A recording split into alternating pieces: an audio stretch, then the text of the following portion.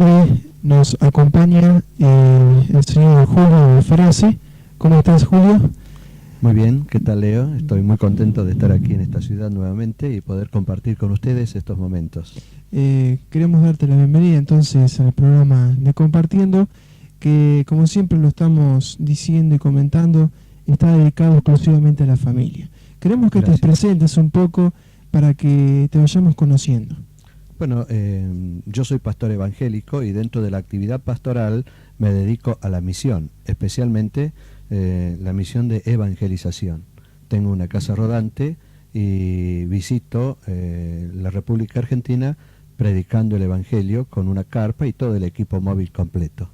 Esto pertenece a una misión, no es mío, y pertenece a las iglesias evangélicas del país prácticamente. Muy bien, y te hemos traído a nuestro programa para que nos comentes algo y nos instruyas también. Nosotros tenemos un poco de dudas, porque ¿qué pasa?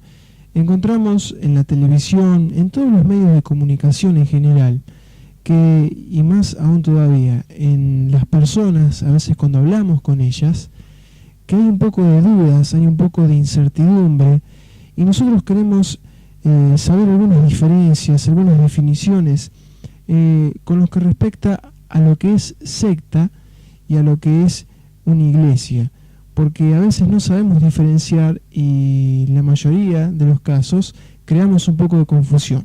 Entonces, vos estás aquí en el programa nuestro para aclararnos un poco acerca de este tema tan confuso y que la gente a veces engloba todo y los embolsa, ¿no? Como siempre decimos, Sí, en un mismo género. Así que si nos podés entonces decir más o menos qué diferencia hay entre secta e iglesia. Bien, con mucho gusto. Yo quiero decirte también que me he quedado sorprendido al ver en programas de televisión, es decir, en todos los medios masivos de comunicación, la forma en que se está manejando este tema y que a la gente realmente no le aclara mucho. En primer lugar, yo quisiera decirte que la palabra secta es una palabra que aparece en la Biblia. Por ejemplo, yo te voy a leer un texto de la Biblia que dice así. En Hechos de los Apóstoles, capítulo 5, versículo 17, dice: Entonces, levantándose el sumo sacerdote, judío, por supuesto, y todos los que estaban con él, esto es, la secta de los saduceos, se llenaron de celos, y echaron mano a los apóstoles y los pusieron en la cárcel pública. Bueno, aquí vemos, por ejemplo, la palabrita secta. Es en el original griego, jairesis, y era una herejía o disidencia doctrinal, pero originalmente no se usaba así, sino que era como un partido o una escuela dentro del grupo o de la religión, diríamos, de aquella época. Ahora, perdóname, Julio, ¿por qué siempre estamos nombrando el griego? ¿Qué importancia tiene el griego en la Biblia? El griego en la Biblia precisamente es la fuente, son los originales, y las palabras son mucho más ajustadas a veces y tienen un sentido más estricto. Por eso es que recurrimos al griego cuando queremos saber exactamente lo que quiere decir un texto o un pasaje de la Biblia. ¿Sería que es un idioma más perfecto entonces que el nuestro? Por lo menos en aquel entonces, por supuesto. ¿Fue entonces el primer idioma en el cual la Biblia se escribió? No exactamente, sino cuando se recopiló la Biblia. La Biblia está escrita en hebreo, en arameo, pero cuando se recopiló la Biblia se llevó al idioma griego, que era el idioma más rico, diríamos. Más rico en aquel palabras. entonces y más universal. ¿No es cierto? Bueno, seguimos comentando entonces acerca de esto. En el tiempo helenístico llegó a denotar una escuela filosófica. Todavía no tenía el sentido, fíjate vos, de tan especial como de desviación u oposición a la ortodoxia que le da el Nuevo Testamento. Significaba más bien una tendencia dentro de la ortodoxia y por lo tanto no merecía la reprobación. En otras palabras, no se excomulgaban, es decir, eran todos judíos, estaban dentro de las sinagogas, se reunían, cada uno discutía su tema, cada uno ponía su idea y seguían conviviendo juntos, no se excomulgaban, no se apartaban, no se separaban. Y por eso que tenemos entonces en el libro de Hechos de los Apóstoles, que el médico Lucas escribió, el discípulo del Señor, eran herodianos, los fariseos, los nazarenos, etcétera, etcétera. Eran todas sectas, grupos dentro del judaísmo, pero que en ningún momento se excluían unas de otras. Esto sería entonces lo que corresponde a sectas. Exactamente. ¿Y qué conformaría la iglesia entonces? Bueno, si me permitiste voy a agregar algo más. Sí, sí. Cuando nosotros llegamos al final de Hechos de los Apóstoles, que es más o menos unos 40 años de la iglesia primitiva, recién se comienza a ver la diferencia entre lo que era iglesia y lo que era judaísmo o sectas, ¿no es cierto? Y en Hechos de los Apóstoles, capítulo 28, versículo 22 dice: pero querríamos oír de ti lo que piensas, porque de esta secta nos es notorio que en todas partes se habla contra ella. ¿A quiénes se estaban refiriendo aquí los judíos, o los romanos, mejor dicho, cuando hablan con Pablo, que había sido llevado preso a Roma? Precisamente se estaban refiriendo al cristianismo. Ellos dijeron, esta secta, y los dice en un sentido, diríamos, despectivo. ¿Eso lo estaba diciendo quién? Estaban diciendo los romanos que hablaban mal de los cristianos. De los cristianos, claro. Mal de los cristianos. Y que por supuesto tenían la influencia del judaísmo. Ellos tenían la influencia del judaísmo. Entonces aquí se ve marcadamente la forma despectiva en que comienzan a referirse al cristianismo. Pero lógicamente cuando nosotros vamos estudiando la Biblia nos encontramos realmente con las tremendas diferencias. Posiblemente podríamos decir una definición. ¿Qué es entonces una secta? Una secta es un grupo o asociación que se llama iglesia y no lo es.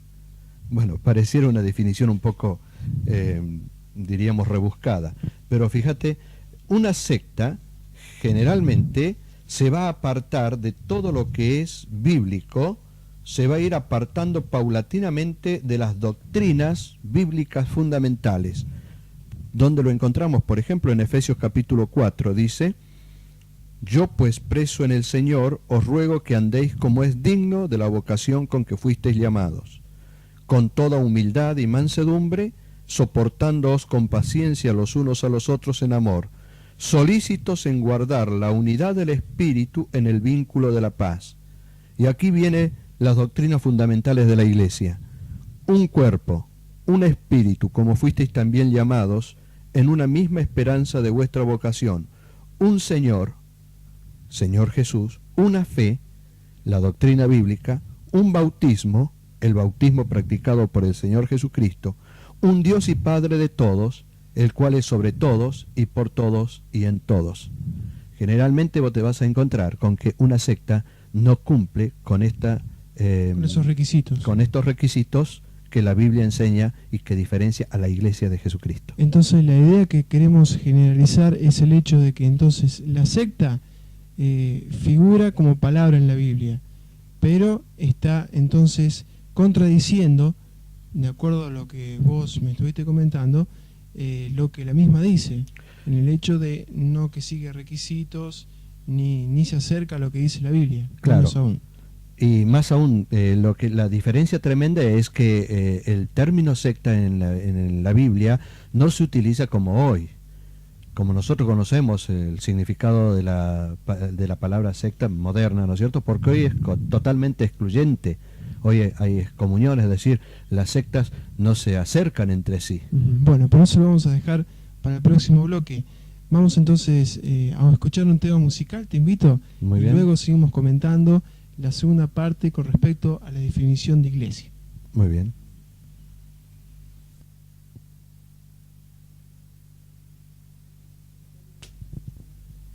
Estamos hablando con Julio Ferace, que nos visita hoy en nuestro programa, y estuvimos comentando en el bloque anterior con respecto a las sectas y dimos la definición de secta y lo que la Biblia piensa también con respecto a las sectas.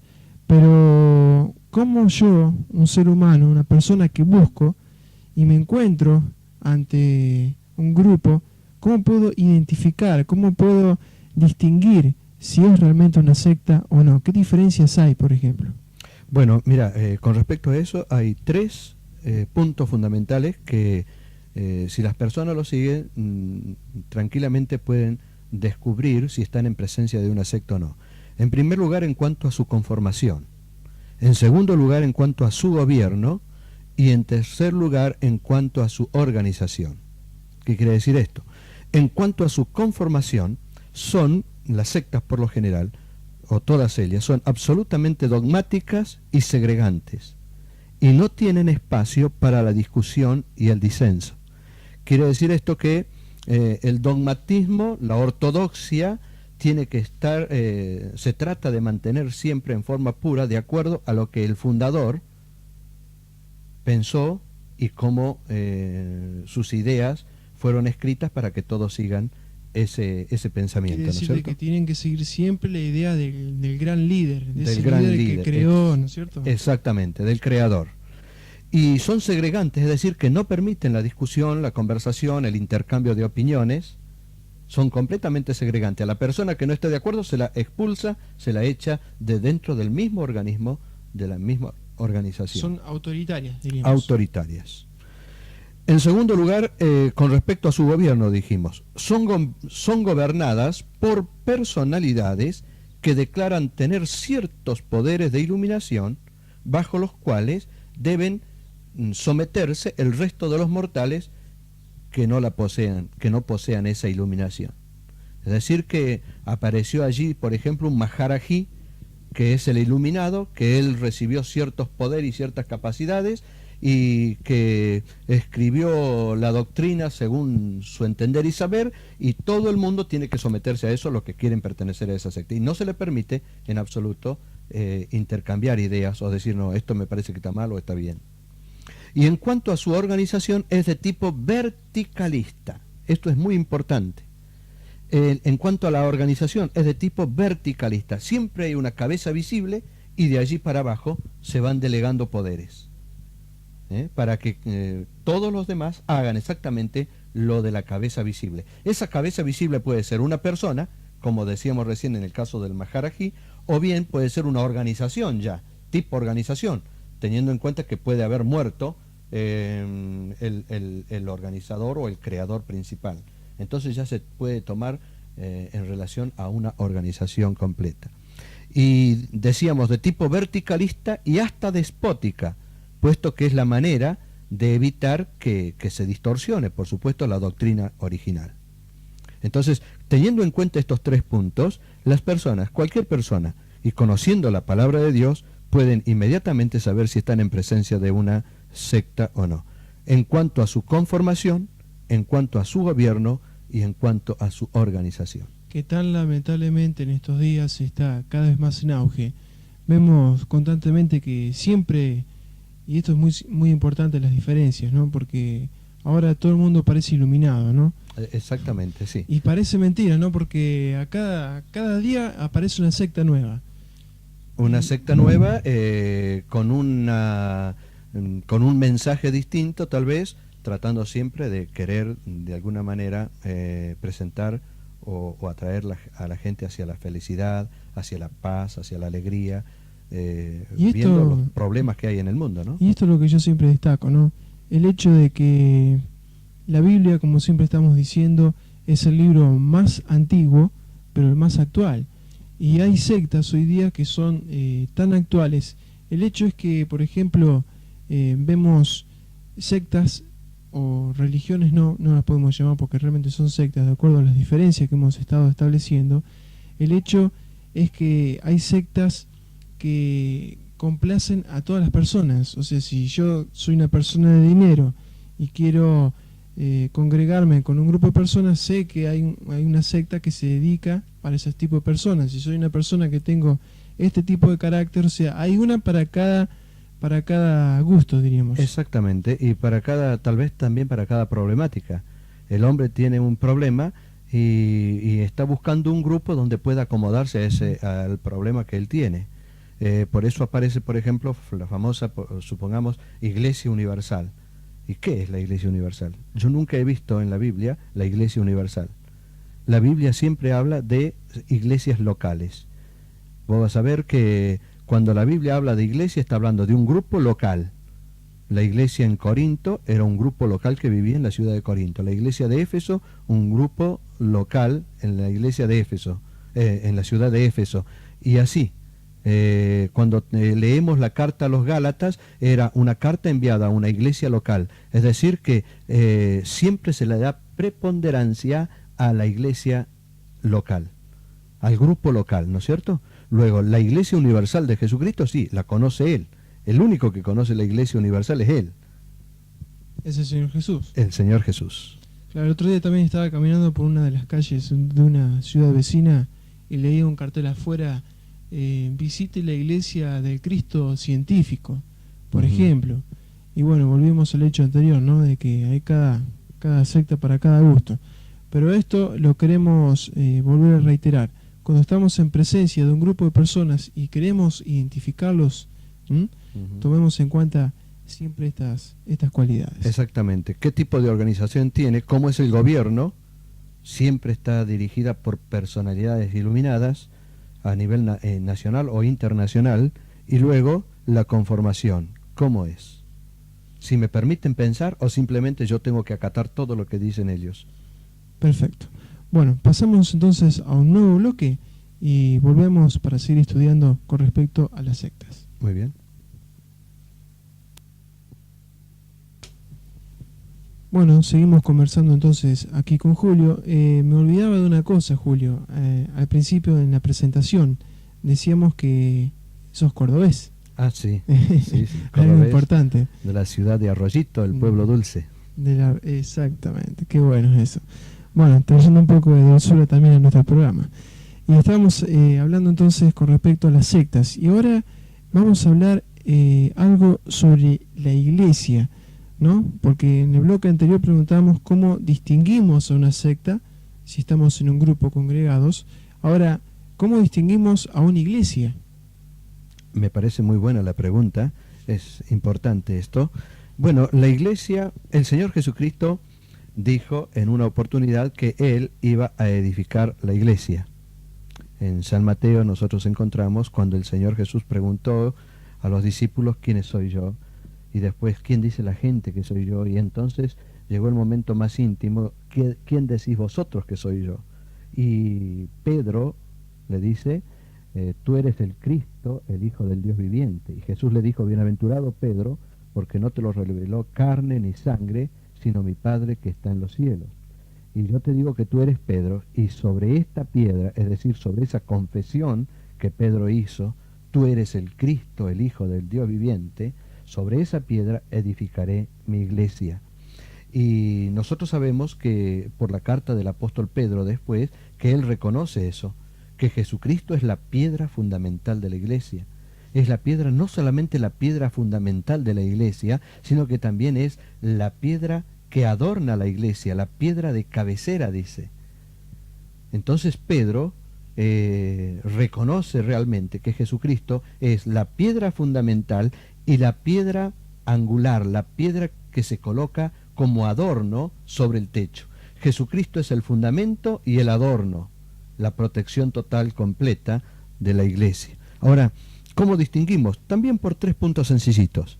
La iglesia de Jesucristo predica la pura doctrina del Evangelio.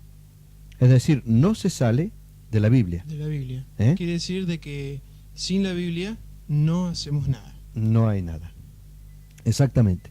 No salimos vendiendo libritos, ni catecismo, ni revistas, ni nada por el estilo. La Biblia, la pura doctrina del Evangelio de Jesucristo, que es un Señor, una fe, un bautismo, un Dios y Padre de todos, el cual es sobre todos y por todos y en todos.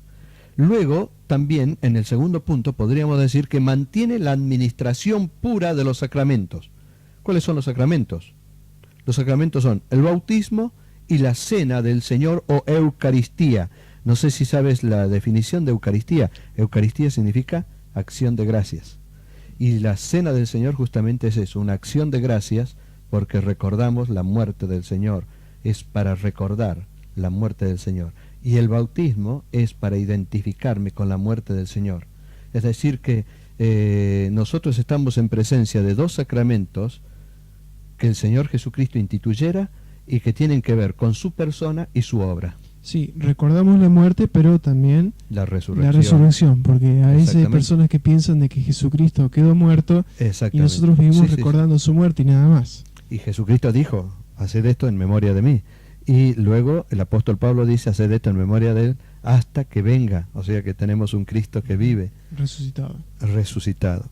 Y el tercer punto sería que todo aquello que se precie ser la iglesia de Jesucristo tiene que ejercer la disciplina dentro de sus miembros.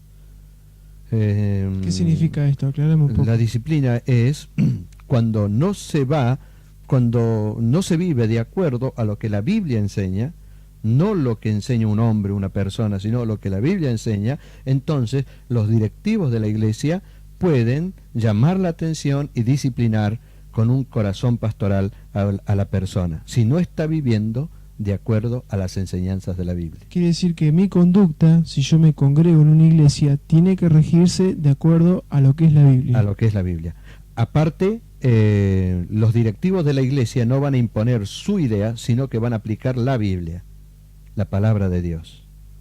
De acuerdo, la mala conducta va a ser, diríamos, comparada con la enseñanza de la Biblia. ¿Y quién elige, por ejemplo, a esos directivos de la iglesia?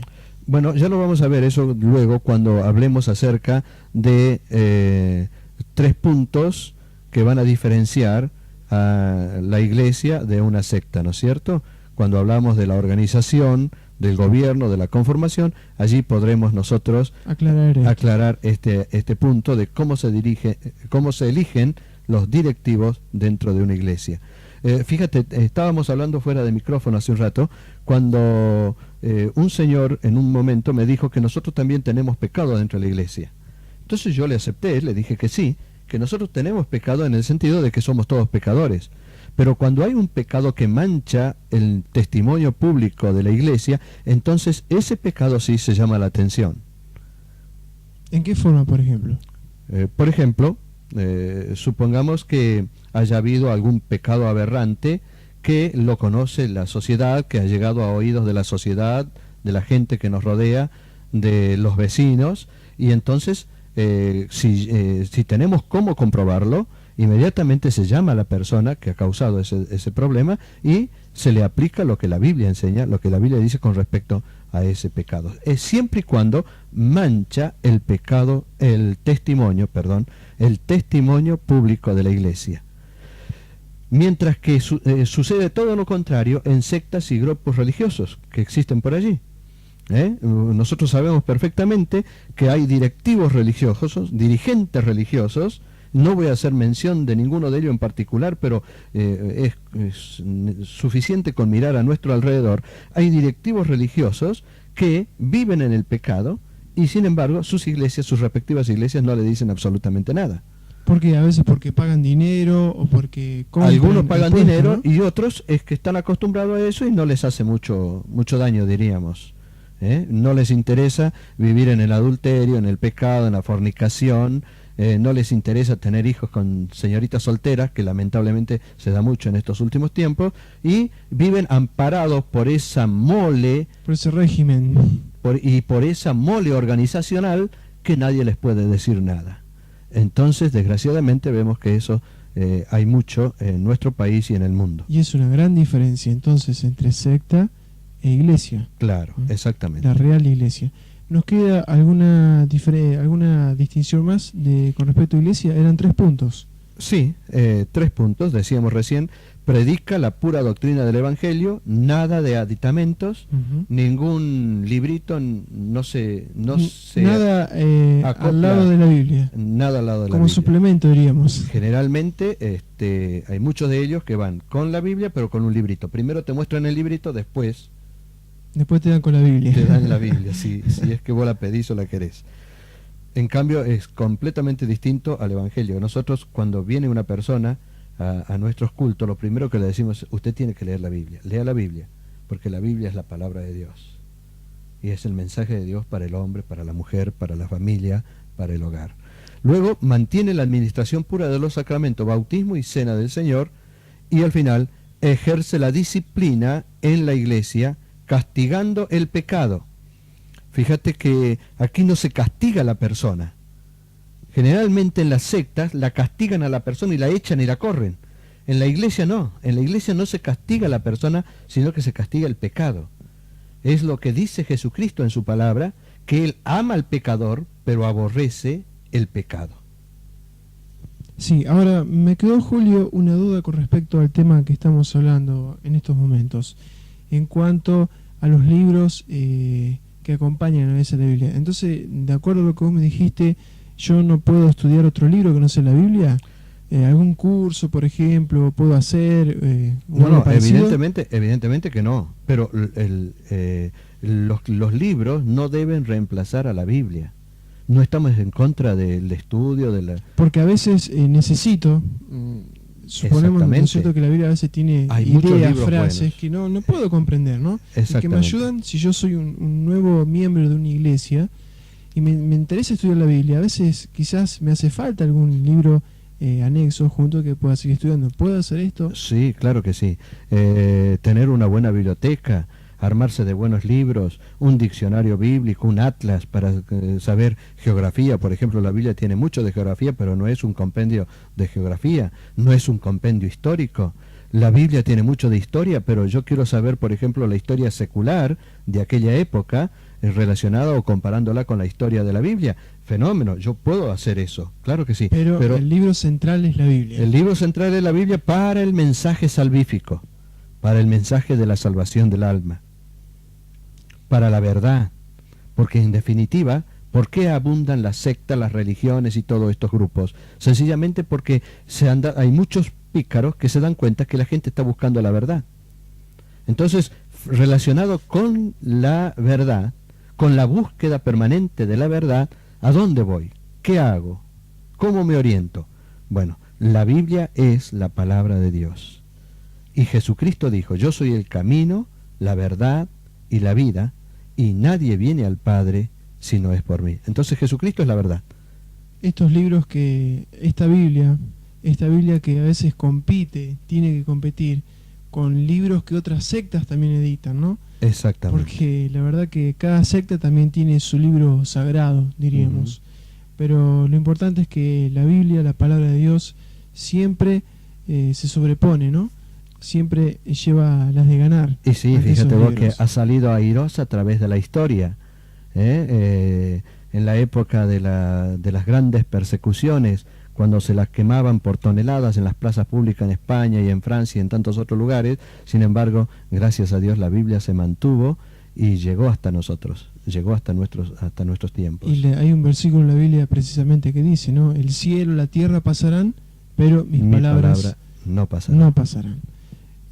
Pasamos entonces a otro tema musical y luego seguimos compartiendo aquí con Julio Ferace, que nos visita entonces bien aclarado de la ciudad de Arroyito, en la provincia de Córdoba.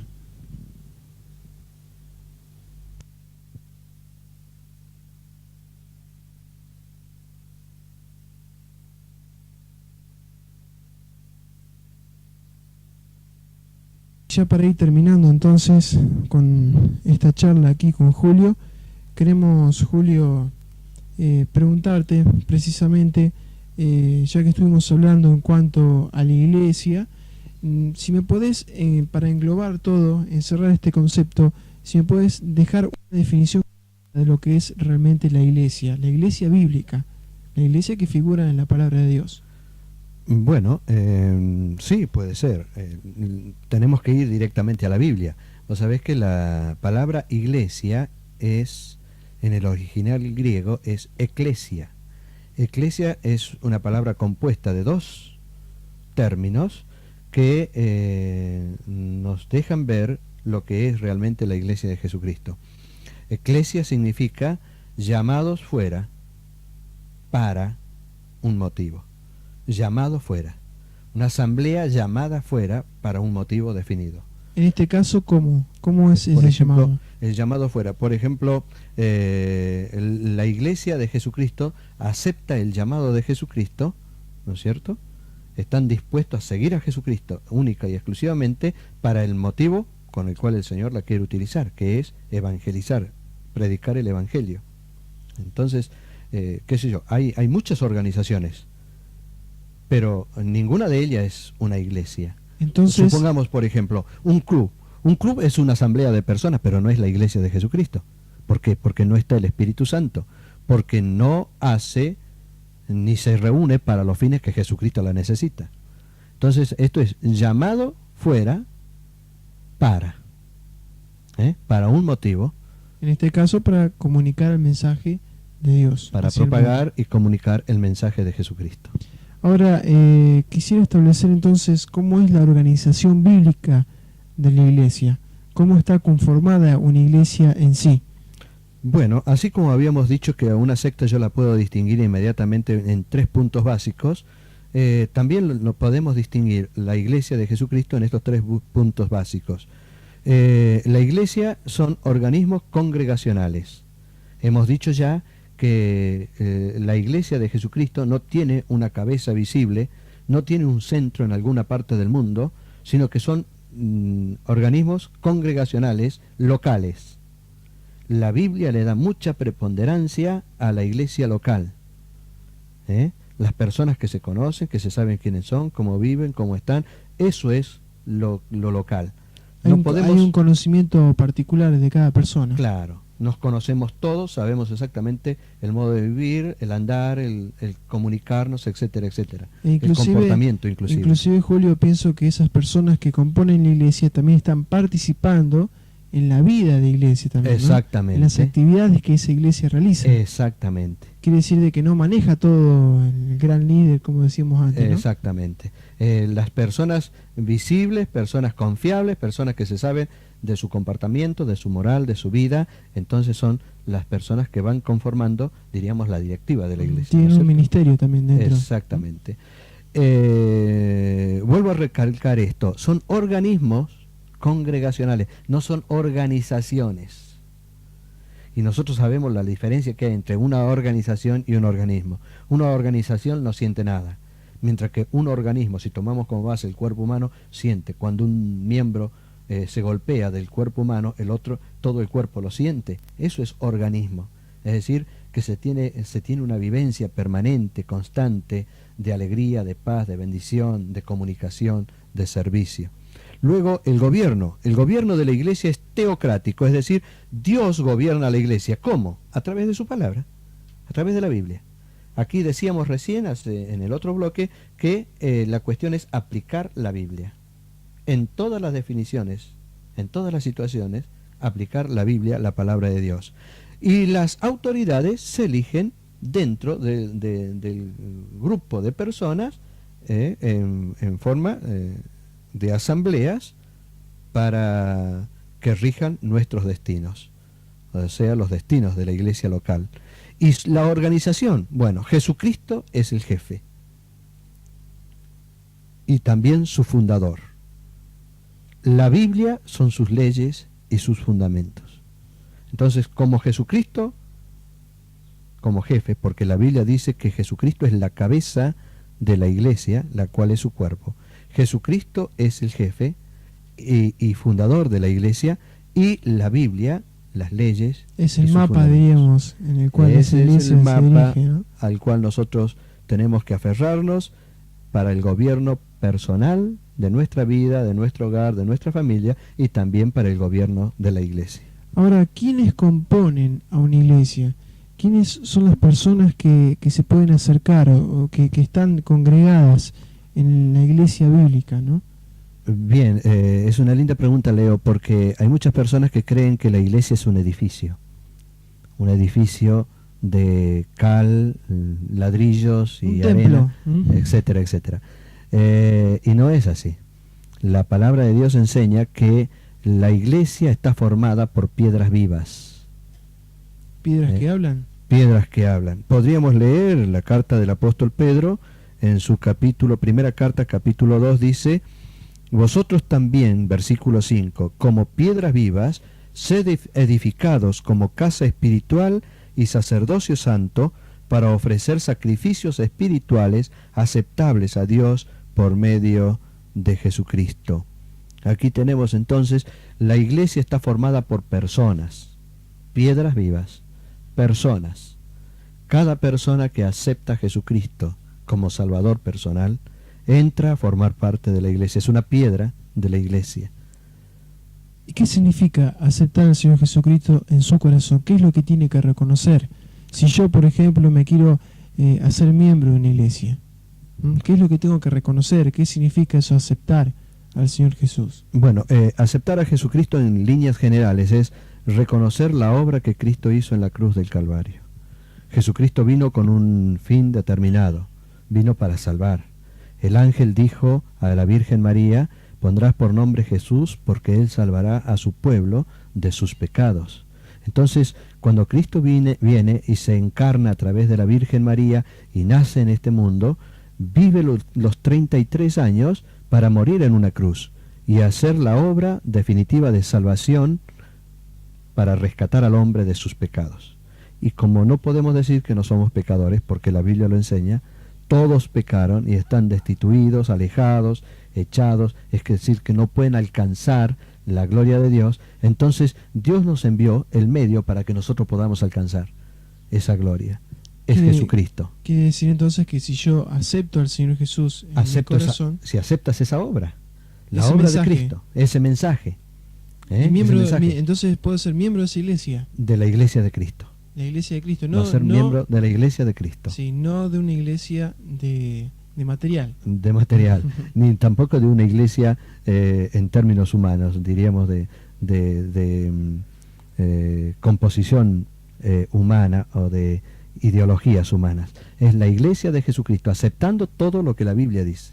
¿Y puede haber iglesias, por ejemplo, que no sean de material? Por ejemplo, que no tengan un lugar donde reunirse exclusivamente. Un lugar fijo, diríamos, un templo, como si llamamos. Bueno, mira, los ¿esa templos, iglesia puede seguir permaneciendo? Los templos comenzaron a usarse más o menos, el primer templo se usó en el año 285, es decir, se ha encontrado, ¿no es cierto?, haciendo excavaciones, la arqueología ayudó mucho en esto.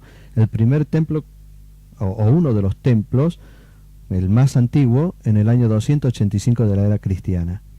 O sea que el templo, el edificio en sí, lo que yo llamo a veces el salón de culto, el lugar de cultos, no tiene importancia, mucha importancia. Ahora, sí es bueno y es lindo tener un lugar donde reunirse, donde congregarse. Eso mantiene el testimonio, mantiene unida a la iglesia y al grupo.